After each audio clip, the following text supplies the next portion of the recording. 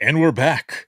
All right. Hello, everyone. Welcome to After the Greatness, day number 2. And I am with a panel of Rapid SOS folks. Rapid Hey, SOS Pam. is a diamond sponsor for Dare to Be Great. And just going down the line, say hello. We've got everyone here. And Leah, we'll just start with you. We'll go Leah, Leslie, Karen, and then Sam. Go for it. Leah Harms, training manager for Rapid SOS. Just happy to be here, and I'm excited to recap what sounds like a fabulous day. I want to dive in and sink our teeth into this some more, and just thank you so much, Ricardo, for having us. Leslie, Oh, what you of got? course. So I also work for Rapid SOS, part of the training team, and I thought, you know what I'm going to do? I'm going to have Dare to Be Great playing in the background because I've got some work to do. No. So every speaker, I'm like, oh, that's great. I got to write that down. Oh, that's great. I got to write that down. I've got a whole notebook of things that were said today, and so I am so just honored to be a part of the wrap up. Honored to be a part of this profession. You know, Ricardo, I know it's been said so many times, but thank you for all that you do in bringing everybody together. I think we were over 900 people for the day. So it's just amazing. So happy to be here. Awesome. Thank you. Okay. Go ahead, My Karen. turn. Karen Marquez, I'm the Chief Public Safety Brand Officer. I'm going to echo Leslie. Thank you again for hosting such a phenomenal event. I was trying, because it's been a very busy travel a couple of days. So I did a little bit of what Leslie did and went and listened to a bunch of the sessions from yesterday and was like taking notes. And man, people really rose up to that, dare to be great. And in their messages, it was really cool to already hear so many words of encouragement on being great and the work that we do. So thank you for giving a platform and a voice for folks to be able to share that story and just, bringing us a reminder that, hey, we're pretty darn great, but how do we do that even better and challenge ourselves and each other to be great? And certainly least, I'm Sam. It's terrific to be here. I'm also out of Colorado, like Karen, ECC Engagement Manager for Rapid SOS for the Rocky Mountain region. I mostly just do what these three ladies tell me to do.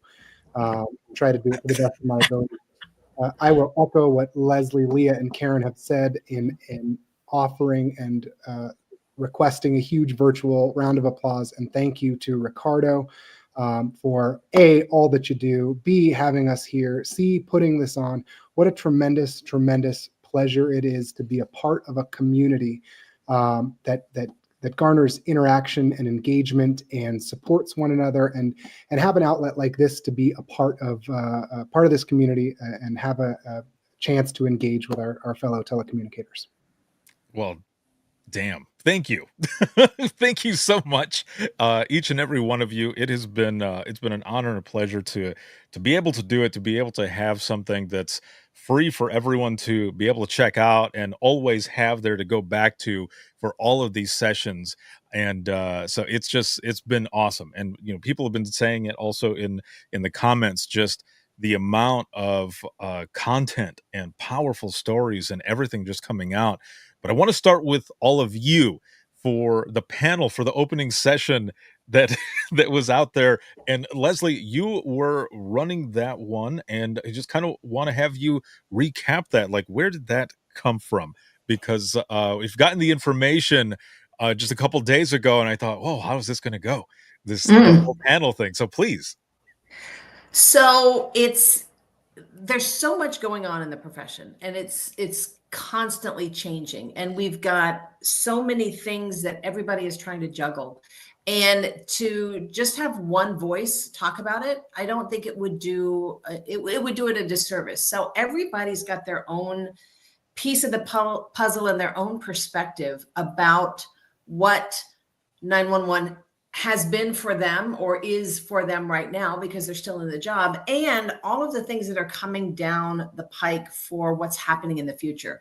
So I thought, what a better way to just maybe poll the audience. Let's get some other perspectives to be a part of the conversation, because it's one thing. Okay, well, that's Leslie's opinion, mildly interesting, but let's talk about other people who come to it from a different perspective. And so it was a great opportunity to really hear what's on people's minds. And I know there was a lot of comments in the chat while we were talking about stuff, and people are super excited, which I love, because I think for a long time there was definitely that fear factor. It's like, oh my gosh, that's too much, I can't handle it. And now I think we've talked about it enough, and we've encouraged people enough to realize, hey, it's not going to go away. And if it can make things easier, and if we can prepare ourselves for it, I'm full on. So it was a great way to kind of kick off the day, and then looking at all of the sessions that were being shared all day today and yesterday, and then looking at tomorrow and the next day. It's just the excitement, the enthusiasm, the optimism about this profession it's awe-inspiring. I love to be a part of it. It's all just the people around the world that have tuned in to be watching everything, and every session seemed to it was backing everyone up. It was put together the way the message of each story. It was like one person, one group was saying one thing, and then the next one was building on to it, and it just kept going and going and referencing others. And it was really cool to see not only just your panel, and then the next one, which I'm actually going to save that session for the last piece, because it also goes along with something that you all did today at 2 p.m. And so I want to save that so that we can compare it and everything. So I want to jump to the keynote today before we get to your guys' panel session that you did after that, and then also talk about your Unite event. So the keynote for today, I was super excited. I met Lauren Sisler, who is a ESPN reporter, but also a motivational speaker, as well as an author. And she's got a book that just came out this past October called Shatterproof. And she has got such a powerful story. And if you don't follow her on social media already, especially on Instagram, follow her on Instagram. When she's out there on the games, on the sidelines, doing some of that reporting, she's out there doing her dancing, doing the shimmy and everything. And every time I watch the videos, I'll send her a message every so often, and I set it live as well. I start dancing as well. Like, yeah, it. Yeah, it's so much fun. So having her on was an honor to have her. Her keynote was called Unlocking the Shackles of Shame, Overcoming Shame and Stigma for Personal Empowerment. And there was just so many different pieces that she had. As you get your book. I got my notes, and yes. And hers was one of those. Yes. So yeah, for any of you who saw it, and especially you, Leslie, because you've got notes as well, but anyone who is watching now, whether you are on this section or you are on Instagram, because Instagram is separate, so I've got two different windows open at the same time. But what did you take from that keynote? So the honesty of circumstances, and I think, and that was sort of a recurring theme all day, was just resilience. This is a hard job, and you have to be strong, and you have to overcome a lot of things, and you have to bounce back. But as she was telling her story about her parents and losing her parents, and I thought, and being a dispatcher, being a public safety person, we always jump to the end of the story because, I got to answer the next call. I'm going to jump to the end of the story. So I'm thinking I know where she's headed. And then it's like this sharp 90-degree turn. I'm like, whoa. And then as she's kind of framing that whole story, she made a comment, they are not less than. And I'm like, oh, dude. Whoa, let me write that down, because listening to some of the other sessions today and just having conversations with 911 professionals across the country, we do as a profession tend to minimize the trauma that we deal with or the work that we do. How many times have we heard somebody introduce himself at a conference and say, I'm just a dispatcher? Hold up. And so that was such a powerful statement that I had to write it down. They were not less than. None of us, none of you are less than. You are that pivotal piece in public safety. And that was just something that was like, wow, I loved her message there. So go back. If you haven't seen it, you've got to go back and watch it because it's pretty amazing. Yeah, definitely. And for Leah, Karen, or Sam, either one of you, I know it was all busy and everything today, but just based off of what Leslie said, to kind of build upon that. Oh, yeah. So, first of all, I've had the pleasure to meet Lauren, and I'm so bummed that I missed her session today, but I will go back and watch it. Lauren, if you're listening, you do amazing things. Thank you. So, Leslie, what you said too, we have a hard job, but we're not just doing the job. We have a life that goes, in tandem with that job. And sometimes how we're treating each other in that room, we may be a little bit judgmental because somebody came in and they like bit our head off, right? We're experiencing life at the same time. That is its own struggle. And so if I don't show up the right way someday, maybe it's because I've got something going on in my life.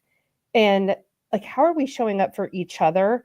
And how are we judging each other too? I think, you say that, they're not less than. I think sometimes we do go to that very quick judgment of, oh, well, they have that problem and, they must be this kind of person or that kind of issues, right?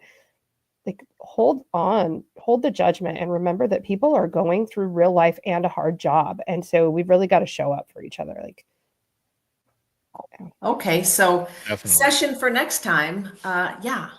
It's powerful stuff. You're Right. 100% Yeah. right. Well, and I think it's hard to Ricardo and I have talked a little bit about this, a little bit more one-on-one. Leslie, you and I have talked about this a lot too, but it's just, we have such a hard job. You show up, you take the worst and the worst and the worst and the worst, and your empathy tank just goes, so you're running on empty. And what are you doing in showing up for your family? What are you able to give them? What are you able to give, like Karen said, the people in the room, as supervisors? What are you able to give your subordinates? As coworkers, what are you able to give each other? As trainers, what are you able to give your CTO? Is it a biting remark? Is it, tough love, like so many of us have experienced in our own experience? So, that really resonates with me. And the message of resilience, I think, as we talk about these giant shifts in 911, I think another one really has to be culture. And Sam kind of hit on it today in our session when he said, it smells like culture is changing. Mhm. And I think it's going to be interesting to see how the job changes, but then also how this mental health resilience culture is kind of reverberating, because I think that that's a honest message that we're hearing over and over and over again, not just with the sessions today, but just in general. Mhm. If I can expand on that a little bit, and again, admittedly, I was not present for the keynote, so I apologize, and I do hope to go back and take a look at it. But to kind of tie together what Leah just said and what Karen said about A, having a life outside of dispatch, but B, stress levels and resilience in 911. I'm sure a lot of folks are sick of me quoting my girlfriend, who happens to be a therapist for first responders, but she recently wrote an article that talked about stress on a continuum, which really opened my eyes to, and Leslie said it earlier, if you've been to one PSAP, you've been to one PSAP. How everything is different if you're at NYPD versus middle of nowhere, Nebraska. And a stress level of a 10 of a dispatcher in the middle of nowhere, Nebraska, is still a 10 on the stress level for that dispatcher, regardless of what the officers in the field see or what is a 10 to them, or what a victim's advocate sees or hears or deals with. So compounding that with the fact that everybody's living their own set of stressful circumstances outside of 911, it's a lot. It is a culture shift as we speak, and I hope we get to expand on that a bit. I love it. I agree with everything that each and every one of you are saying, and it's been that culture shift has been kind of happening, since about 2016. It's been changing and changing, and because it wasn't definitely wasn't like this when we all started.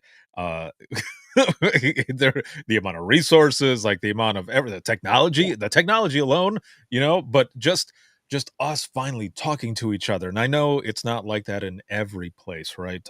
There's still some hard things going on, but I think people are also feeling inspired and motivated to talk more and talk to each other more, to share their story more, to prove that there's a lot more stuff that's going on that people don't know, or maybe they just don't want to see it or listen, and now it's coming through. So conversations like this right now, or like Lauren's keynote, or the other sessions, all the stuff that we've been listening to, it's all coming through. So the next session after that was with Elizabeth Abshire, and she did a session called Emotional and Spiritual Survival in the Comm Center. And I just kind of want to read a little bit of kind of the summary here. And it says, "We hear voices every day. They are voices of pain, anger, grief, joy, excitement, and so much more. Our mission is to hear those voices and respond by sending help. In the process, we experience and often absorb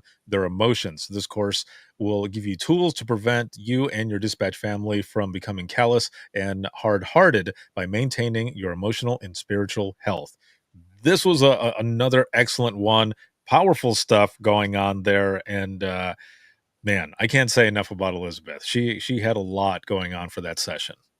That's amazing. And I'm glad that we're also talking about that spiritual health, right? I think so many times we focus on mental health, and really it's a whole being, right? It's Mhm. all of us.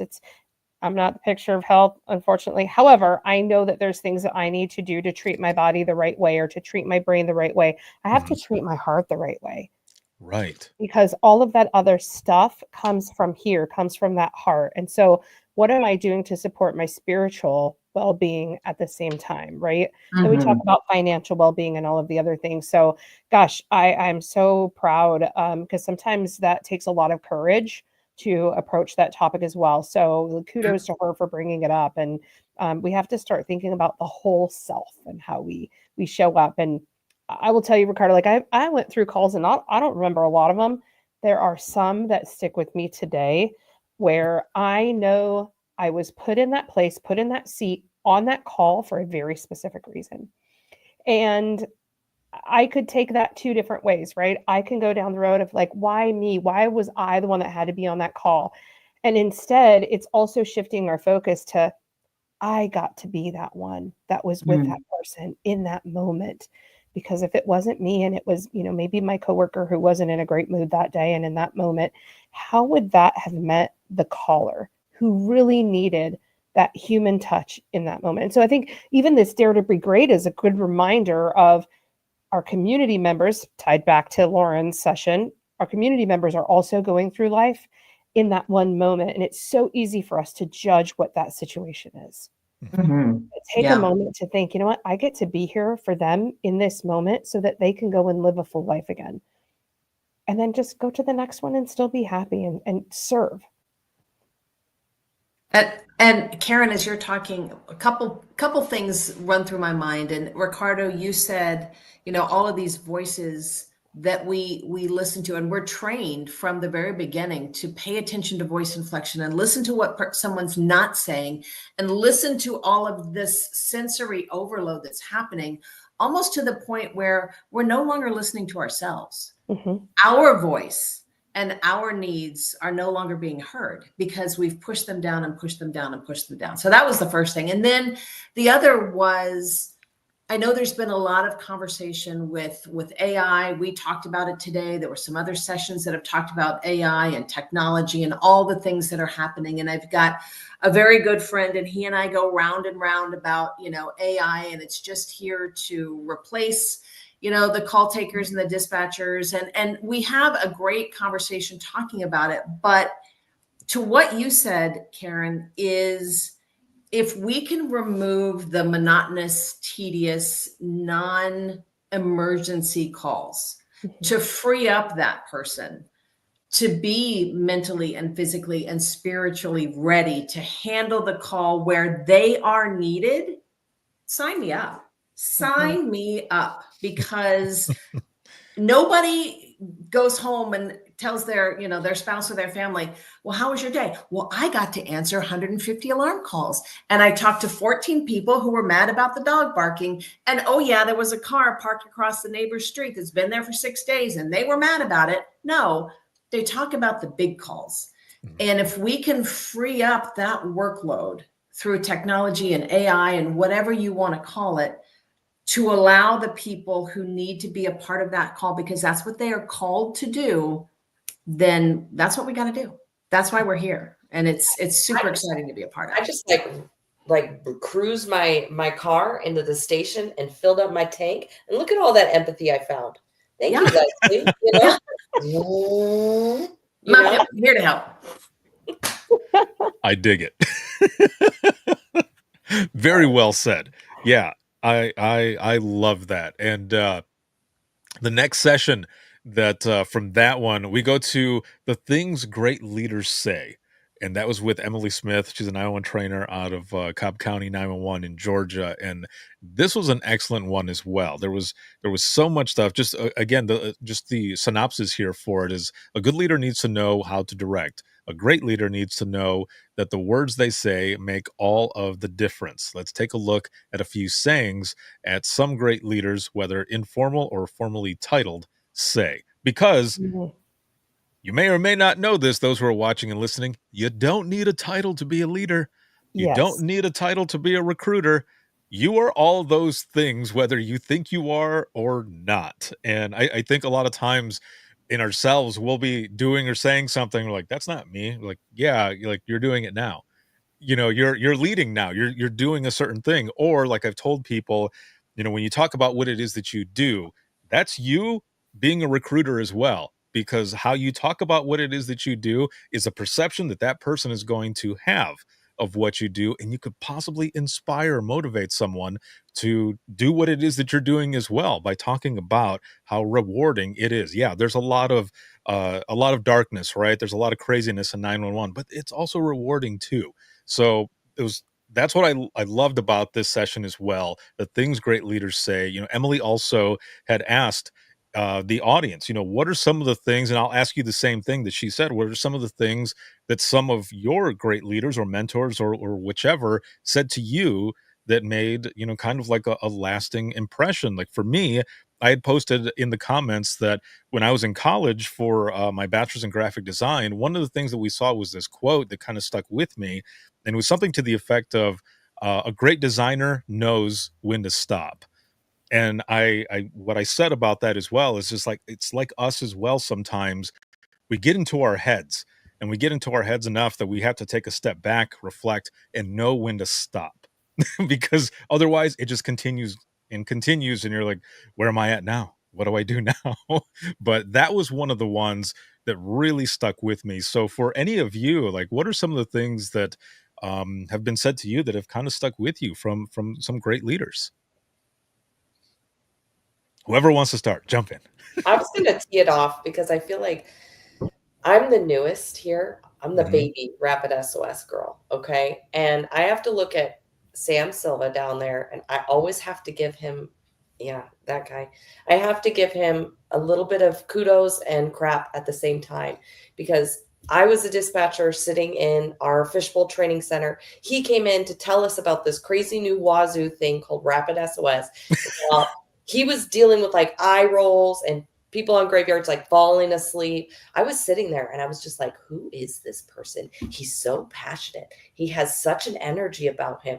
I'm like really drawn to what he's saying and what he's talking about. And I cornered him after our training. And I said, tell me more about this. Can I have one of your business cards? Like, I think, this is a moment. And it was a moment that really lasted in my life. A week later, I logged in and successfully used the system for the first time with one of my callers.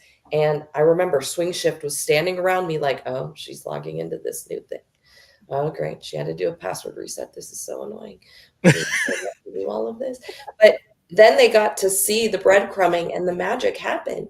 And I was hooked. It was a defining moment for me. And then I get to sit here and sit next to probably one of the best people leaders I've ever met in my life, Miss Leslie, and be on a team with Karen, who, if you've not been around Karen, she just lights up the room. So I just have to say I'm humble, and I'm amongst some of the best leaders and people that have really made a difference in my life, here to stay. And that's the impact of 911. I feel like that's 911, and everybody has a story like that. So while it's not words, it's more actions and Yeah. this passion that we get to be a part of every day. So I think for me is words matter, right? And that was something said by our VP of marketing. And when we're talking about it, sometimes it's in the context of like, what you're putting on a slide, it matters. No, no, no. In this case, words matter. What are you speaking into people?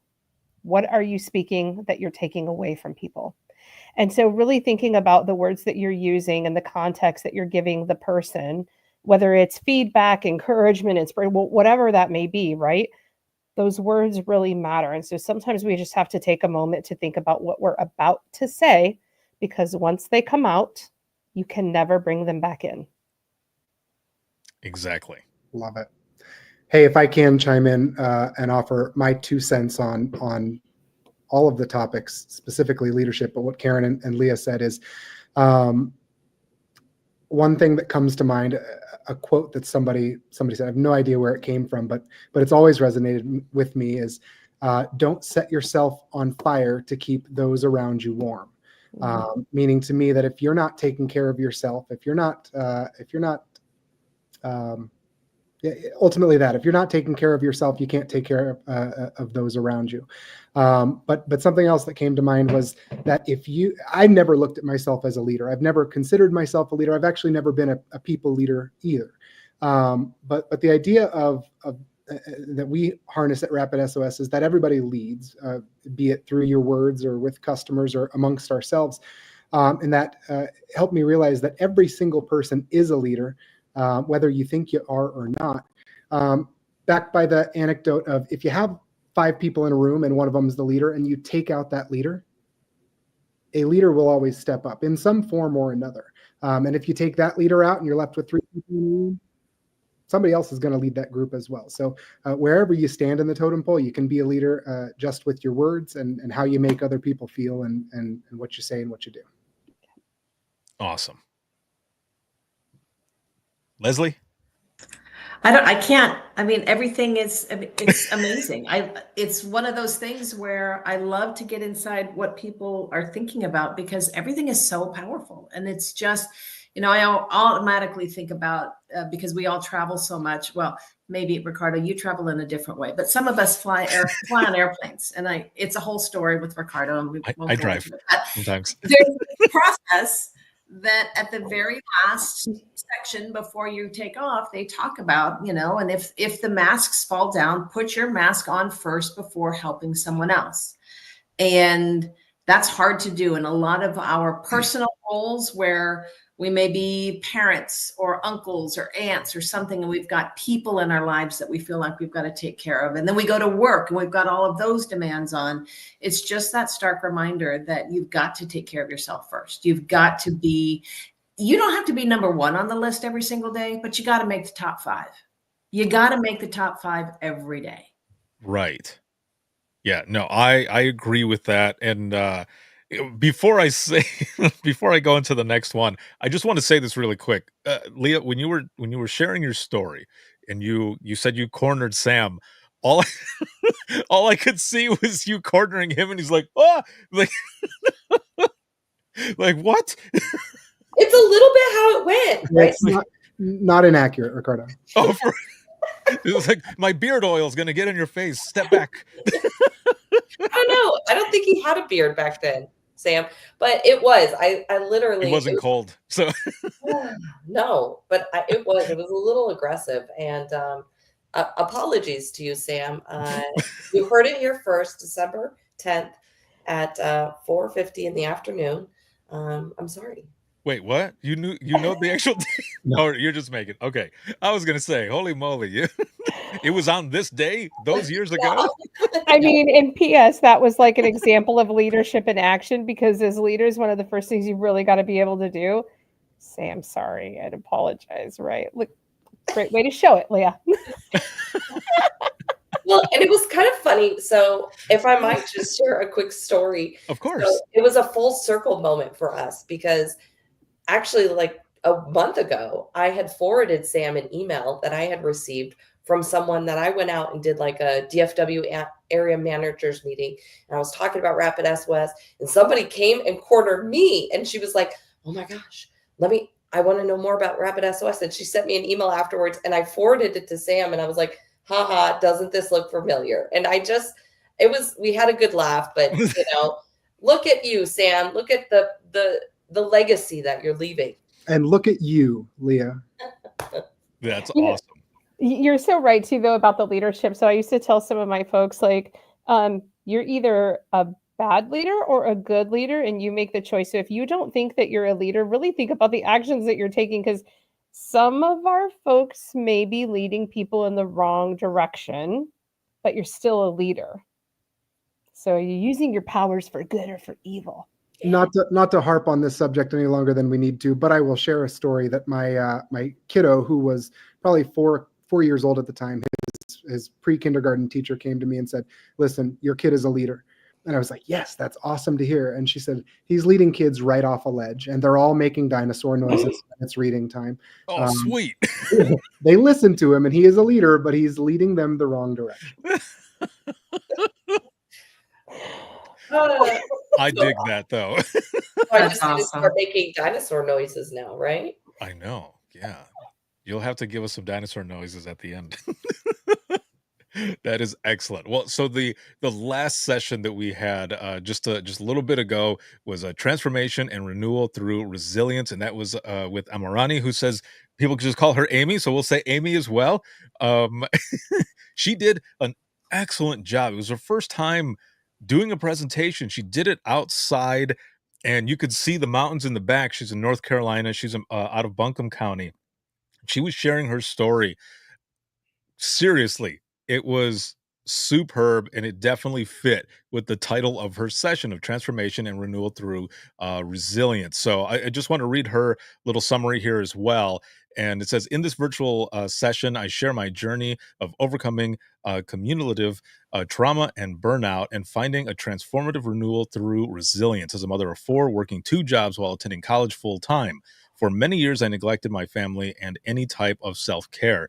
I eventually found healing and purpose after attending a life-changing wellness retreat focused on peer support. Now, as a member of my center's peer support team, I help others navigate critical incidents. This is my story of resilience and the importance of self-care. I thought it was awesome, man. If those who are watching and listening, if you have not had a chance to check it out, please make sure to go back, check it out. There was one thing that I took a quick screenshot of.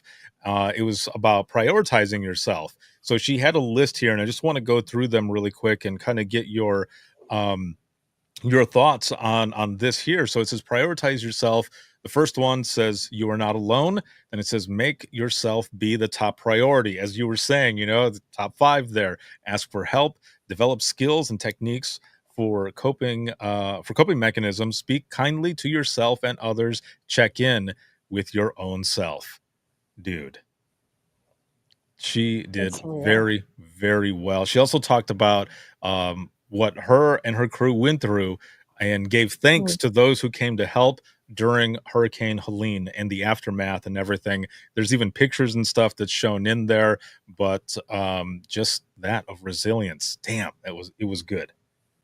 It was excellent. And you never would have known that was her first time presenting. And she put herself in such a vulnerable space. And you could see just in the chat responses and the support there that she was resonating with so many people who were a part of that presentation. It was outstanding. Mm-hmm. That does sound amazing. So I'll share a little story. I so much appreciate her message, and I'm going to go back and watch that one because I feel like so many things are going to speak to me. I've had a lot of opportunities to talk to folks this year, and they've talked a lot about like self-care, and I finally needed to pay attention to me. And I was inspired by a coworker to kind of go and do some checkups because she had been diagnosed with you know, a horrific disease. And so it was like, gosh, I need to pay attention to that and like go take care of myself. So I say this not for any kind of pity, but just like another point of encouragement for people to go and take care of you first, because I ended up myself in the hospital on Mother's Day, which was like not a fun Mother's Day to have grilled cheese. So that was like a wake up call to pay attention and take care of me because I'm so busy caring for everyone else. And we do that in 911 because serving our community, and then we volunteer and we take overtime shifts, and we've got our family and our friends, and like we're trying to do all the things. And we can't do all the things because then we're not taking care of ourselves. And so I appreciate those kind of wake up calls. So, you know, for those that are listening or watching this later, like I'm going to encourage you to go and listen to it. I'm going to go and listen to it, and remember to like block time for yourself, take your time off. Like you can't really be there well for anybody else if you're not there well for yourself. Yeah, again, Karen, and I could use this quote for you. It's not a bad thing because you're such an exquisite leader. But again, you can't set yourself on fire to keep the people around you warm. And whether that means physical health and getting looked at or checked out or listening to your body, or, I mean, I'll be vulnerable and say that get a pedicure, Ricardo, if you haven't, because it's a blast, and that is self-care at its finest. Oh, snap. I'm not joking, man. Massages and pedicures and manicures, they're not just for just anybody. I'm about it, man. I will go and get a massage, and when I get out of there, I'm like, oh, I feel like Scrooge McDuck after taking a swim in his gold. That's how good I feel. It's like butter. Yes. Yes. No, exactly. Well, and I just want to commemorate the bravery for her to take time for herself, recognize, okay, because that's hard to recognize that you're in a bad spot, then to go heal, okay? Who tells you how to heal emotional trauma, okay? That we spend a lot of time going to the doctor and healing broken bones, but what does it take to heal? For you, it's different. For me, it's different. For Sam, it's different. So for her to recognize, I need to go do this, I have to have a wake-up call, but then turn around, come back, and now be part of the solution with her peer support group. Like, what bravery. I just, hats off. Like, that's amazing. Amazing. Yes. So go ahead, Leslie. I saw your mic come up. No, just one thing that I have found that's very helpful to me is, and Karen kind of mentioned it, blocking off time. Put it on your calendar, because in my world, if it's not on my calendar, it's not happening. So I will put on my calendar, walk the dog. Okay, I wanted to make sure she didn't hear me because she's like, okay. You know, take a second, read for 15 minutes, whatever that is, but block it off, put it on your calendar. So when it happens, set an alarm, you're reminded, because we just go through our day kind of reacting to things. And especially because of the job that we do, we're always reacting to whatever is thrown our way. And if we can take, especially as control freaks, that little bit of power back to say, okay, these are my 15 minutes. These are my 2 minutes, whatever it is. But make that be a part of your habit every single day. And you will find that empathy tank, maybe slowly, but it will absolutely start to rise again. Yeah. And don't feel guilty for that. I think so many times too, when we take that time, it's like, oh, I feel so guilty about this, or I feel bad about taking that time. And I feel like we can't feel guilty. I needed that time so I can be here for the rest of the things I need to get done. And for the people that are listening, don't make other people feel guilty for that. You know, like it's on the onus is on ourselves to not allow that. But there's so much in centers today where there's, knife in the back or whatever, cattiness, gossip that happens that makes people feel uncomfortable taking time for themselves. Don't be one of those people. Be a leader and shut it down. Just say, hey, they clearly need the time. Good for them. Be a leader in that way. Shut it down at the source. Shut it down. Exactly. So, as we are coming towards the end of this live broadcast here, this After the Greatness for day 2, I want to play a video really quick and then kind of talk about what you all did today for your Unite event, but also the fact that we got a sneak peek earlier today before it went up there, which I thought was awesome. And I'll just say this really quick. That sneak peek with the session had a very cool name. And it was called Get the F Out of the Way. Well, we'll explain that here in a moment, but I want to play this video first, and then we'll jump in. So if you guys can mute your microphones really quick, and then I will put this up and play it through.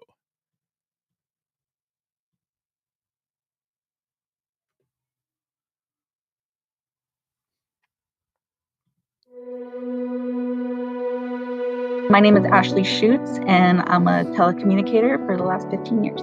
And the way our policies were as a primary PSAP, we would receive the 911 call. If there was a cell phone and it disconnected, we would call back. If there was no answer, we'd leave a message. You called 911. If you have an emergency, give us a call back. And with cell phones, that would usually be the end of it. In this particular case, it was a cell phone. Went through the motions, called back, left a message. But when I went over to look at Rapid SOS, I noticed that there was an Apple medical information. And in there he had previous heart attack. So I immediately put in a call for police to go out and check the well.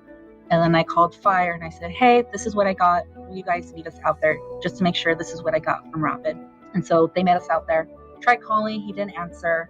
They went on scene. No one answered the door. They made entry, and he actually was down inside having a heart attack.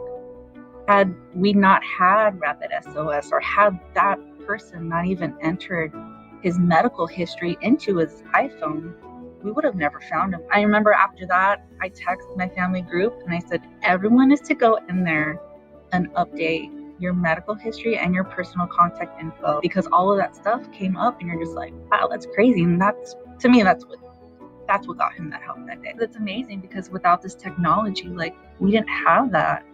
Five years ago, just the technology that's available for, dispatchers. And now that we have this new center, we're training all our trainees and being able to let them know, this technology is provided to us and we're being able to help our citizens. It's gratifying, and it makes our job as dispatchers easy and lets us know that we're going to come to work and we have the support from companies like Rapid SOS.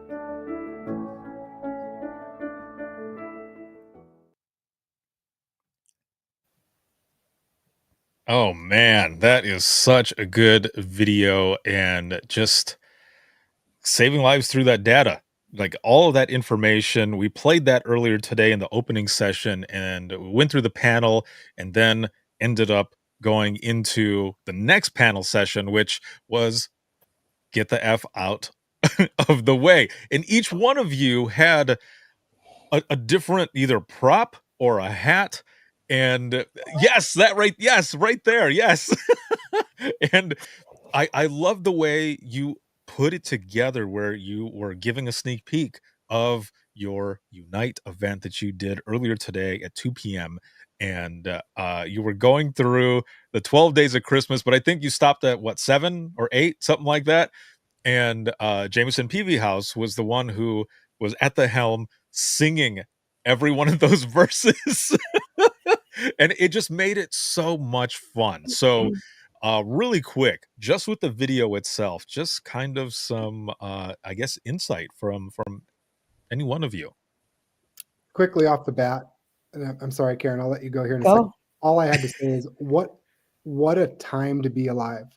To have the opportunity to be a part of technology like this and have an impact and save a life.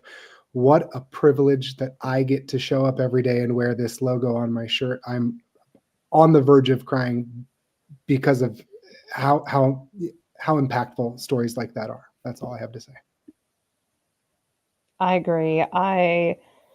There's pinch me moments that happen every day. I get to do this, and doing it for public safety, for an industry that I love so much. I'm so passionate about it, and doing the right things are super exciting. So I love Christmas. It is my favorite time of year. Did I want to hear the singing? I'm just going to ask the team. Leslie says no. It was still fun, man. Like it was fun. cool. When we were in the green room and he said, I'm about to break it down, man. And I said, wait, what? And he goes, I'm gonna be singing some of these pieces. I thought he was joking. I really thought he was joking. Because so I'll just say this really quick. When we were at a Michigan conference in Mackinac Island, and I don't remember how many years ago this was, but 2018, right? Or someone had 19. was it 2018? Yeah. Okay, so someone had taken a picture of him when we were all sitting at the table. I ended up putting it through Photoshop and I put it in black and white and I put because he kept drinking he had this one drink, it was called something hibiscus, lavender Bourbon. hibiscus is what it was. Yeah, it was some lavender hibiscus is what it was called. And I put it on there. I said, dude, I said, this is your Starbucks album, Lavender Hibiscus. He has the picture. You'll have to see it sometime. But I mean, Ricardo, I will pay you money for that. That is going to be the Rapid SOS Christmas card. The question, though, would you have turned your chair for the What- singing? That's right. Oh, of course. Wait, which way? Like the voice. Would you? I have know turned your what you're chair? I know what you're saying. I was just saying, like, am I going to turn it back again or Yeah. stay forward? Just Either way. kidding. Yeah, yeah. I think it's so fun. Like, no, nobody would have turned the chair for the cartridge in the ECC. Okay. Yes, But- that's what it was. That was funny. But Ricardo, you might have turned your chair for, hey, AI integrations, streamlining workflows. Yeah. How about, decreasing dispatcher burnout with call handling? Some of that is just echoing what Sam said. What a time to be alive. Thinking about all of this, I'm like, dang, I need to get back in the profession because I want to use some of this shit. I want Right. to get out of Yes. there and I want to use some of it. Yeah. Translation, transcription, text, 4 different ways. I want to send a helicopter with a click of a button. Like, why don't I get the chopper, Sam? Like it's here, it's happening, and it's so cool to be happening in Rapid SOS. I know Karen was there today while the magic was I'm unfolding. still here. You are here. I'm still here in the ECC, which is Here. always fun. Here's my I antlers. made it. Come on. There's a little Santa riding a reindeer outside this wall. So it's fun. Like their whole center is just decorated for Christmas. So first of all, like huge shout out to the team at South Sound 911 for being an amazing and gracious host. For those of you that don't know this center, it is a combined center. So they dispatch for multiple agencies here in the area. And they have a phenomenal site. It is a gorgeous center. So, the team is always super open. They're just an amazing group of people. So to be here still, doing this live is awesome. Today, like being able to talk about all of these different things from like Leah said, simplifying workflows and streamlining communications and AI solutions really built for public safety and trust, and such an exciting event, exciting day. And like the feedback and follow-up already has just been incredibly phenomenal. And so, but again, this is built with public safety. So yes, Rapid SOS has some own ideas, but then we're working with public safety to really try and understand what those challenges are. And like, how can we work with you to solve these problems and really move things forward for you and for your communities and make it easier? So, built in partnership. Awesome. And I think that is also the basically the concept or idea behind the name of that panel that you had was it wasn't what you think it is, it was fear, right? Like the fear of some of those new things, the unknown or whichever, taking that first step. That was the main purpose of that. But when I saw it, I was like, this is going to make people think. And I'm all about stuff like that. If you ever follow my social media, and when I'm teasing about new things coming, I'm all about stuff like that. And the message beyond what it is that you see there, reading between the lines. Love that. No, well, and just, to wrap this up, because I know we're at time, Mhm. fear sometimes can really drive what we do and how we interact with the world and how we interact with each other. And, my big takeaways today, not only from the sessions that I got a chance to listen to, but also being able to watch the Unite presentation, is we are a strong group of people, and we can overcome anything. And I don't know how many stories I've heard through conferences and just conversations where, there are agencies out there that are 50% staff. I mean, they are working bare bones, but their responders never know it and their community never knows it, because they are there for the mission. We are strong people. And while we are on that cusp of things changing, and maybe changing dramatically for some of us, we got it. You're strong. You can do it. Look at the things that you talked about today throughout this conference and throughout the Unite event. We are strong people. And if we're on the job, it's going to be amazing. I can't wait until the end of 2025 when we're looking back and going, what was the big deal? What was the big deal? Of course. What are we afraid of? Exactly. Right? This is so much better. This helps so much. Oh my gosh, I have context. I can see things, right? I can see clearly now. I really want to sing. There's already been 2 songs in my brain, and I'm holding myself Okay, so back. now Okay, that this one's is full stuck. Thank control. you. It might be in, yeah. So it's real. Let it go. Just let it go. Oh my God, there's a whole other There's song. another one. I'm gonna make somebody turn their chair one day. I got a I'm kidding. shuffled list in my brain now. So do I. It started when Leah said it's a great day to be alive. So no, like, just honestly, I think we were so afraid of text when it came out, right? And then now the reality is like, why was that such a big deal? And some of these newer generations are probably coming into the workforce thinking, why are we afraid of that? Like, I have FaceTime with my friends and family and da da da da. And everybody's walking around like this, videotaping all the cool things that are happening, right? Mhm. But what that helps us do, so I was with a leader recently, and I was talking about this on another event the other day, who said, a lot of times when you take these 911 calls, you're picturing your family members involved in that incident and how dangerous that is, because now we're owning that as part of, like, my family's going through this, and it's my people that I love and I care about. And so we're pouring our heart into this, which actually is probably impacting us more than we really understood. But now that I see what's happening, oh wait, that's not my family member. I can pull myself back a little bit. It's not my family member, but it's somebody's, and that's important. But I have more clarity around the situation. And now compiling all of these new things that we use in our everyday world, why wouldn't we use it at work too to help save lives? Like, for real. So what are we afraid of? And I think it's really good to start asking ourselves those questions, and maybe even write them down somewhere, and then reflect on this question, like, what were we afraid of? Why are we afraid? Like, and then how do we address that and close that gap there? Because, like, we got to move forward. And this is the time, this is the space. If you're not on board now, something's going to get gobbled up, quite frankly. This industry is moving, your community is moving, and you need to meet those needs. For sure. So we got closing remarks from Leslie and Karen, and now Leah and Sam, either one of you, if you have any closing remarks as we go in the wrap up of this. Just to bring it all together in getting the fear out of the way.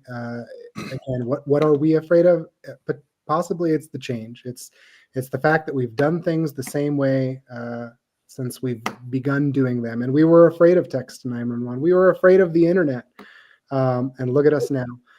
So I think there's a lot to be understood. And if you need any help understanding it, the Rapid SOS team is here to help you out along the way. Nothing's as scary as you seem to make it out to be. Perfect. I have Do you nothing have to some- say, just EEM@rapidsos.com or training@rapidsos.com. And we'll be there alongside for the ride and for the journey. And it's going to be an incredible one. So thank you, Ricardo, for such a fabulous, um, wonderful presentation that you've had us on. I can't thank you enough. What's the millennial? Like, give them that little heart. Ooh. Yay! Yay! Yeah. Oh, Oh, look at that! Because he's Ooh. yeah. Wow. I want to do it. See, Sam has all the love for you. I But Sam's know. heart came to That's life. He's magic.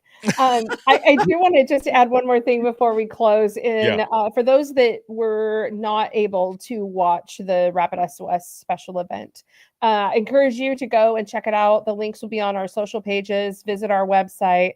As Leah mentioned, reach out to the team EEM@rapidsos.com or training@rapidsos.com for more information. We also announced, Ricardo, that we launched the Rapid SOS community. That information is also on social, and that is just the ability to bring this amazing community together, to network, to have conversation, to learn from each other, but to also have some of those resources, professional mental health, etc. So many things happening, and really connecting all of that back to the amazing work that our 911 professionals do. You are critical. So thank you to everyone that's listening. Thanks to everyone that's joining. Ricardo, another couple of amazing days. I can't wait to start joining into some more sessions. Oh yeah, we got a lot coming up, and this whole day was amazing. Thank you to all of you for being on, for watching, for attending. We will see you all tomorrow, and thank you all of you for joining me tonight. And a big shout out Rapid SOS for being a diamond sponsor for Dare to Be Great. Thank you. We will see you all tomorrow early in the morning. I hope I get a few hours of sleep this time. Have a good one, everyone. Ciao.